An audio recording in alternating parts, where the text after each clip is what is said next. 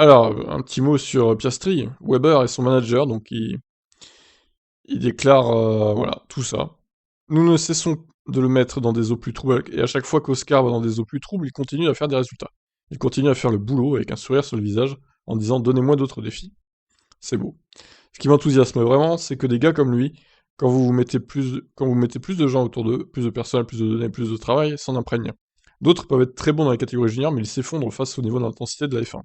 Weber déplore que Piastri n'ait pas trouvé de volant titulaire en F1 pour 2022, mais juge que son pilote fait le nécessaire pour être bien considéré par les équipes. Oscar ne peut pas vraiment faire beaucoup plus. Il va continuer à se préparer, c'est certain. Il fera plus de kilomètres qu'il n'en a jamais fait dans une F1 l'année prochaine. Et c'est très bien, nous avons juste besoin d'une opportunité sur le marché, qu'il bouge et qu'il y ait un roulement, avec des gars plus âgés qui partent, ce qui va arriver. L'Australien s'attend déjà à voir son protégé sous pression pour les 2 derniers meetings de l'année en F2, à Jeddah et à Abu Dhabi du coup. C'est vrai que ça fait longtemps qu'il n'y avait pas eu de course d'F2 là, hein. Ça va être intéressant de voir à la fin de saison aussi.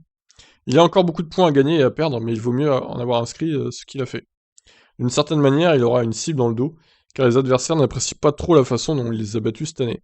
Nous verrons bien, il va s'en sortir, ses épaules continuent de s'élargir de plus en plus, nous sommes sûrs qu'il peut finir l'année en beauté. Très bien, bah écoutez, voilà. On espère pour lui que ça va bien se passer.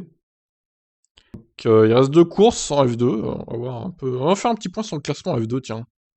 Alors du coup, Piastri largement en tête. Bon attention parce que là il y aura 3 courses, hein. Il y avait que... oui, il n'y avait pas eu la CR2 à Sochi, à cause de la pluie il me semble.